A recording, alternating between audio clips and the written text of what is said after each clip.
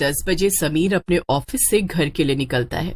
वो अपनी बाइक को तेज रफ्तार में चलाता हुआ एक सुनसान रास्ते के सामने जा रुकता है। वो रास्ता कुछ ऊबड़ खाबड़ था और उसके दोनों तरफ एक घना जंगल। समीर रास्ते को देखते हुए खुद से बोलता है, आज भी अगर घर लेट पहुंचा ना तो मीना मेरी जान ले लेगी। अगर मुझे घर जल्दी पहुंचना है तो इसी जंगल वाले रास्ते से मुझे जाना होगा। यही एक रास्ता है जो घर जाने के लिए शॉर्टकट है। ऐसे खुद से बोलकर समीर उसी जंगल वाले रास्ते पर अपनी बाइक ले चलता है। कुछ दूर जाते ही समीर खुद से बोलता है, इस रास्ते पर कितनी शांति है और न जाने लोग इस रास्ते के बारे में क्या क्या भूतिया कहानियां बनाते रहते हैं। पागल हैं सारे के सारे जो बोलते हैं कि रास्ता भूतों का रास्ता है। मुझे तो अभी तक कोई भूत नहीं दिखा। समीर खुद से ऐसे बोल ही रहा था कि तभी उसे जंगल की ओर एक सुंदर सी लड़की खड़ी दिखाई देती है, जिसे देखते ही समीर अपनी बाइक रोक देता है और जंगल की तरफ देखने लगता है तो उसे वहाँ कोई दिखाई नहीं देता। अरे ये क्या, मैंने तो अभी जंगल की ओर एक सुंदर सी लड़की को खड़े देखा था, पर अब वो वहाँ नहीं है। लगता है मेरा वहम होगा। ऐसे बोलकर समीर अपनी बाइक स्टार्ट करता है कि तभी उसे अपने पीछे सीट पर किसी के होने का एहसास होता है। समीर फिर से बाइक रोककर अपने पीछे देखता है। अरे तुम्हें तो मैंने अभी जंगल में देखा था और तुम अचानक से मेरी बाइक पर कैसे आकर बैठ गई? क्यों, क्या हुआ? तुम्हें मेरा बाइक पर बैठना अच्छा नहीं लगा क्या? अरे नहीं, ऐसा नहीं है। बल्कि मैं तो सोच ही रहा था कि इस सुनसान रास्ते पर तुम्हारे जैसी सुंदर लड़की मिल जाए तो मजा ही आ जाए। मेरा मतलब है कि रास्ता काटना आसान हो जाएगा। अच्छा तो मैं बाइक स्टार्ट कर रहा हूँ, तुम्हें जहां उतरना है बता देना। बस मुझे थोड़ा अच्छे से पकड़ कर बैठना। वो क्या है कि रास्ता कुछ खराब है, बस इसीलिए। और तुम्हें डर लगे तो घबराना नहीं, बस मुझे कसकर पकड़ कर बैठना।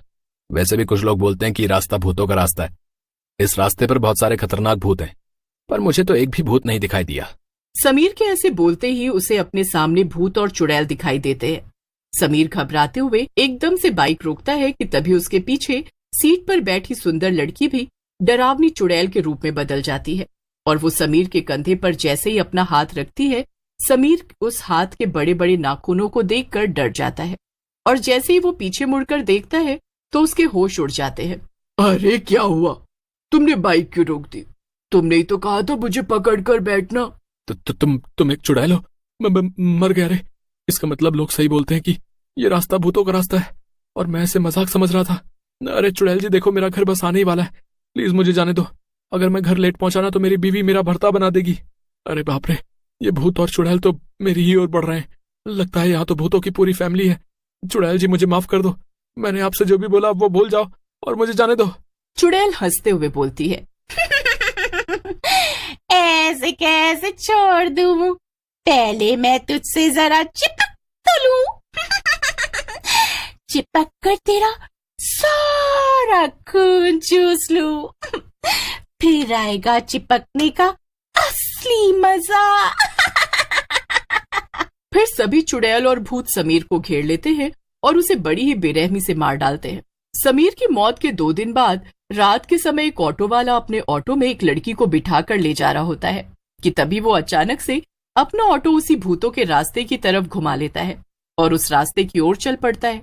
ऑटो में बैठी लड़की मंजुल एकदम से चिल्लाते हुए ऑटो वाले से बोलती है, ओ भैया, तुम्हारा दिमाग तो ठीक है? मुझे गली नंबर 3 में जाना है और आप मुझे कहाँ ले जा रहे हो? आपको पता भी है जिस रास्ते पर आप अपना ऑटो ले आए हो ये कोई आम रास्ता नहीं है, बल्कि ये भूतों का रास्ता है। इस रास्ते में रात में कोई आने जाने की हिम्मत तक नहीं करता है। अब जल्दी से ऑटो गली नंबर 3 की तरफ घुमाओ, नहीं तो। ऑटो वाला भूतों के रास्ते के बीचों बीच अपना ऑटो रोकता है और मंजुल से बोलता है, नहीं तो क्या करोगे हैं? अरे रात के सुहाने मौसम में मेरे ऑटो में इतनी सुंदर जवान लड़की आकर बैठी है और उसे मैं ऐसे ही अपने हाथों से जाने दूं? और पागल लड़की, भूत वूत कुछ नहीं होता, सब मनगढ़ंत कहानियां हैं। मैं जानता हूँ मेरी रानी, तो ये सब मुझसे बचने के लिए कह रही है, पर मैं तेरी बातों में नहीं आऊंगा। ऐसा बोलकर ऑटो वाला मंजुल को छेड़ने लगता है। अरे तुम जैसे गंदे लोगों की वजह से आज लड़कियां घरों से बाहर अकेले आ जा नहीं सकती। मंजुल अपना हाथ छुड़ाकर जैसे ही भागने लगती है कि तभी उसके सामने कई भूत और चुड़ैल आ जाते हैं। हे भगवान, आगे कुआं तो पीछे खाइए, क्या करूं मैं, कहाँ जाऊं मैं? भूत और चुड़ैल जोर जोर से हंसते हुए बोलते हैं, लगता है शहर के लोग भूल गए कि ये भूतों का रास्ता है, तभी तो एक के बाद एक मरने के लिए यहाँ आ जाते हैं। पहले इस ऑटो वाले को पकड़ते हैं, जैसे इसने इस लड़की को पकड़ा था, तभी आएगा असली मजा। मर गया रे, ये मैं किस रास्ते आ गया? अरे भूत भाई, चुड़ैल बहन, मुझे जाने दो, मुझसे गलती हो गई जो मैं आपके रास्ते पे आ गया। कृपा करके मुझे बख्श दो। भूत गुस्से में ऑटो वाले का गला पकड़ लेता है। ऑटो वाला जोर जोर से चिल्लाता है, पर भूत उसका गला नहीं छोड़ता। मार डालो इस कमीने को, मार डालो। मासूम लड़कियों को सुनसान रास्ते पर ले जाकर उनके साथ बदतमीजी करता है, उन्हें छेड़ता है। ऐसे लोगों को तो मार देना ही अच्छा है। तुम सही बोल रही हो लड़की, इन जैसे लोगों की वजह से ही लोग लड़कियों को अकेले बाहर भेजने, उन्हें बाहर काम पर जाने से रोकते हैं। इन्हें जीने का कोई हक नहीं है। भूत भाई, इस ऑटो वाले को इतनी बुरी तरह मारना कि इसे इसके अपने भी पहचानने से मना कर दे। ऑटो वाला मंजुल से माफी मांगता है, पर मंजुल और भूत उसकी एक नहीं सुनते और उसे बड़ी ही बेरहमी से मौत के घाट उतार देते हैं। मंजुल रोते हुए भूत और चुड़ैल से कहती है, मैं इस रास्ते से नहीं जाना चाहती थी, क्योंकि मैं जानती हूँ ये रास्ता भूतों का रास्ता है, पर ये ऑटो वाला अपनी हवस मिटाने के चक्कर में मुझे इस रास्ते से ले आया। हे भगवान, अब मैं क्या करूं? घर पर मेरी माँ मेरा इंतजार कर रही होगी। तुम्हें हमसे डरने की जरूरत नहीं है। हम शैतान जरूर हैं, पर हम शैतानों में अभी भी इंसानियत बाकी है। आज इंसान अपनी हवस मिटाने के चक्कर में शैतान बनता जा रहा है। खैर, तुम्हें हम कुछ नहीं कहेंगे, तुम यहां से जा सकती हो। और हाँ, ध्यान से जाना, कहीं फिर कोई गलत आदमी के ऑटो में मत बैठ जाना। मंजुल भूत की बात से बहुत हैरान होती है और वो वहां से चली जाती है। अगली सुबह मंजुल अपने ऑफिस पहुंचकर अपने ऑफिस में काम कर रहे सभी लोगों को भूतों के रास्ते वाली सारी बात बताती है। तभी मंजुल की बात पर हंसते हुए उसके ऑफिस में काम करने वाला नरेश बोलता है, क्या बात है मंजुल, उस भूत और चुड़ैल ने तुम्हें कुछ नहीं कहा, पर ऑटो ड्राइवर को मार डाला। अबे, मुझे तुम्हारी इस कहानी पे बड़ी हंसी आ रही है। अरे, इतनी पढ़ी लिखी होने के बाद भी तुम भूत प्रेतों में विश्वास रखती हो, हैं? वैसे ये कहानी मैं अपने बच्चों को सुनाऊंगा। कम से कम वो तो डर के जल्दी सो ही जाएंगे।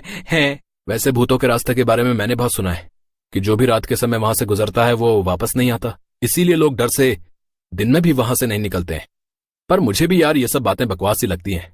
और मंजुल, तुम्हारी इन बातों पर तो अब मुझे भी हंसी आने लगी है। तुम दोनों को मेरी बातों पर हंसी आ रही है ना, और तुम्हें लगता है मैं तुम्हें भूत चुड़ैल की झूठी कहानी सुना रही हूँ? तो आज रात तुम क्यों नहीं उस रास्ते से घर चले जाते? वैसे भी वो रास्ता घर जाने के लिए सबसे शॉर्टकट है। रात होते ही जीवा और नरेश भूतों के रास्ते पर जाने के लिए तैयार हो जाते हैं।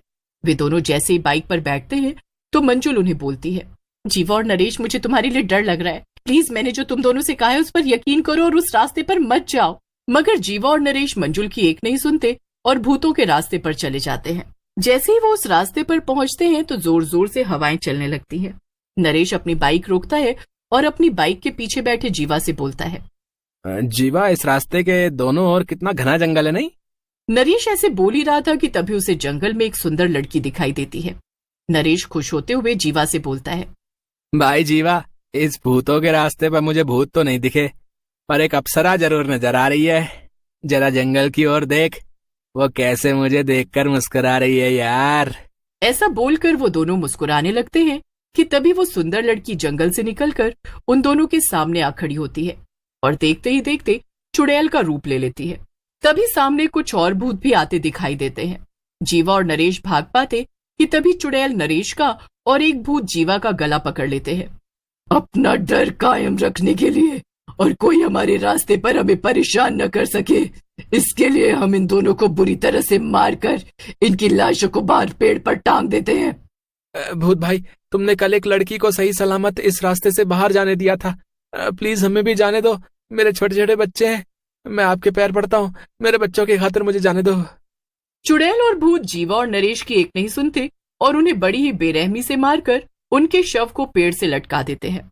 सुबह होते ही जो भी उनके शव को देखता है उनके होश उड़ जाते हैं।